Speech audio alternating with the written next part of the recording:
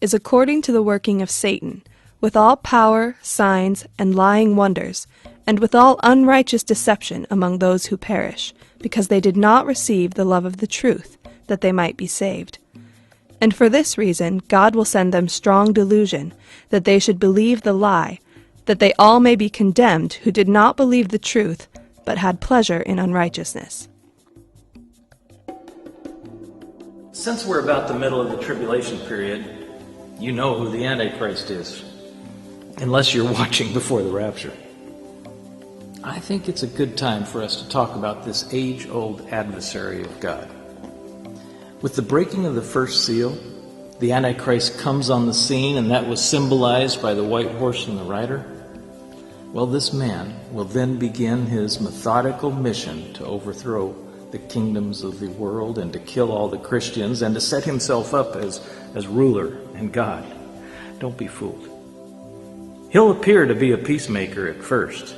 In fact, he'll do what was thought to be impossible. He's going to make a peace treaty in the Middle East, establishing a 7-year treaty with Israel and their Arab neighbors. All that he does, even if it seems to be good, is for the purpose of his evil plans.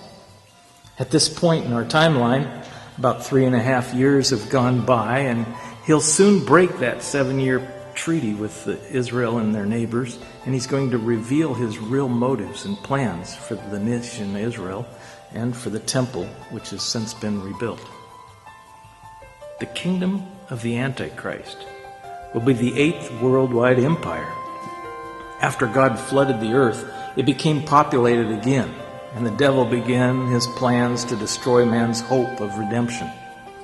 The first great kingdom was Egypt, and then Assyria, Babylon, Persia, Greece, and Rome. The 7th kingdom is one that you'll see come into power, and it's made up of a 10-nation confederacy, 10 nations which were once part of the old Roman Empire. This Roman Empire once included many more countries than these 10 in its greatest days. And we don't know which individual countries will make up this 10-nation confederacy. These 10 nations are independent as countries, but they agreed to join together as one. Together, they will wage war on other nations. They'll gain more power in the world, and one thing they will be united in is their hatred for anyone who supports Israel. Now, this 7th empire will only exist for a short time. The Antichrist is the leader, one of the 10 nations. 7 of the 10 will join him willingly. 3 will either join through coercion or war. The Antichrist will continue to wage war with surrounding countries in his attempt to dominate the world. The book of Daniel assures us that this will be the final world empire. Then I saw another angel flying in the midst of heaven, having the everlasting gospel to preach to those who dwell on the earth, to every nation, tribe, tongue, and people, saying with a loud voice, "Fear God and give glory to him, for the hour of his judgment has come, and worship him who made heaven and earth, the sea and springs of water." In the midst of these seemingly hopeless times, 3 angels will be commissioned to carry 3 messages to the world. God is still communicating with the people of the world. He created them, and it's not too late for those who have not yet joined themselves to the Antichrist. Consider one of God's little wonders, the bumblebee. This little creature has amazed scientists for many years with its flying abilities, and yet you can keep it in an open-topped container. The bumblebee looks for a way out through the sides, completely unaware of the freedom that's just above. It's time to quit trusting in your own abilities. Science won't save you, and time is running out. Look up. Call out to Jesus. There's always been a way out. The first of the 3 messengers will soon fly through the heavens above. Listen to his message. It says this: "Fear God and give him glory, because the hour of his judgment has come. Worship him who made the heavens and the earth, the sea, and the springs of water." Look at your situation. The world all around you is literally coming to an end, and no person can fix it. 7 seals were broken by Jesus, and the results were devastating to the world. Then 7 trumpets sounded, and God's judgments were executed, and the worst is still coming. When you see this first angel and hear his message, consider this as God's messenger to you personally. God knows you by name, and he takes no pleasure in your death. Another angel will follow and will shout, "Babylon is fallen. That great city has fallen because she seduced the nations of the world and made them drink the wine of her passion and her immorality." This is bad news for the Antichrist, and he cannot stop its broadcast. For the believer and those soon to believe, this is good news, because God is announcing his victory over evil and its devastating effect on mankind and his environment. Let me give you an illustration. A farmer has a large tree in his field. He needs to remove that tree. So he dug around the tree and cut the roots. And even though the tree is still standing and shows no change, the farmer knows that the tree is dead. And it'll begin to wither, and eventually it will come down. The reign of evil is coming to an end. And even if it doesn't look like it yet, it will become more and more evident in the days to come. Now a third angel follows with his message to all who can be saved. He says this: "Anyone who worships the beast and his statue, or who accepts his mark on the forehead or on the hand, must drink the wine of God's wrath. It's poured out undiluted from the cup of God's wrath.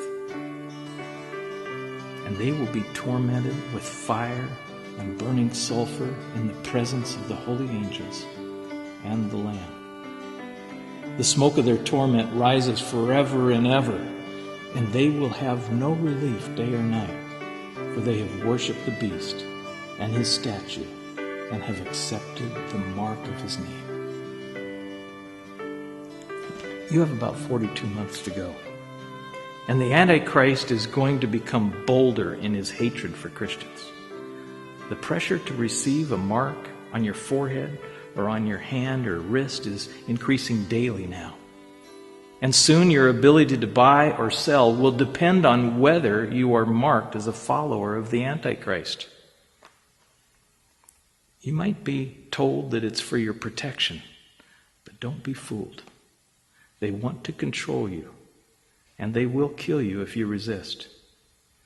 Now, to you who are watching this video before the rapture and still don't believe, consider this.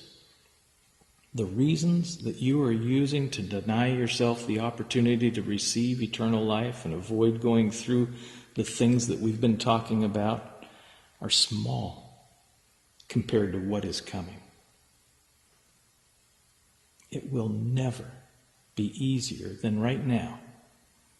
God has shown us what is going to happen. These angels will fly above the earth on the day that God says so. We don't have to wait until that day to heed the 3 warnings. They're for all time.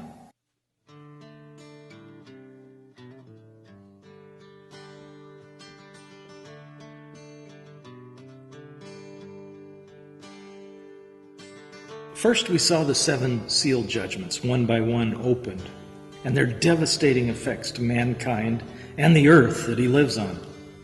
Next, the trumpet judgments sound off and worsen the effects on man and his environment. Now, the third and final set of 7 judgments will come, the bowl or vial judgments. The scene is in heaven, and it's at the throne of God, where 7 vials are being filled with the remaining anger God has against nature of evil and those who have chosen evil over good.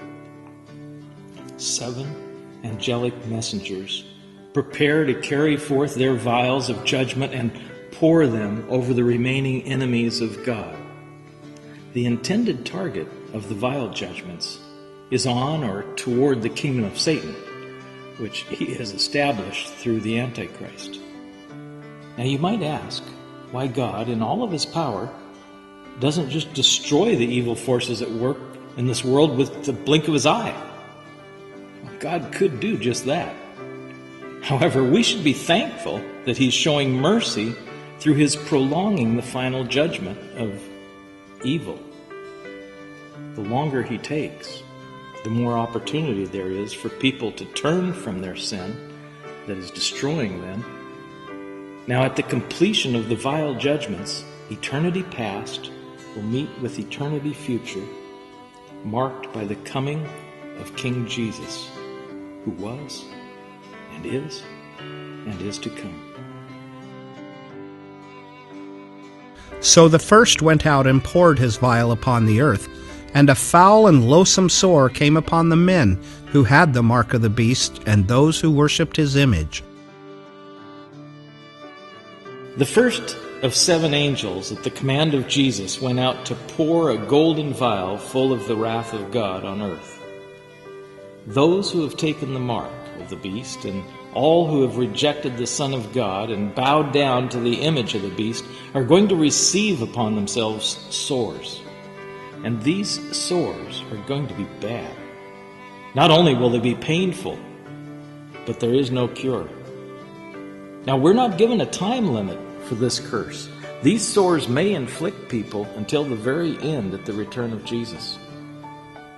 Those who are infected with these sores are literally taking on the image of the beast that they've chosen to follow. You see, you can look beautiful on the outside and dress in fine clothing, and on the inside be anything but beautiful. The sores on the skin of the people who follow the Antichrist are showing outwardly what they have chosen in their hearts to be.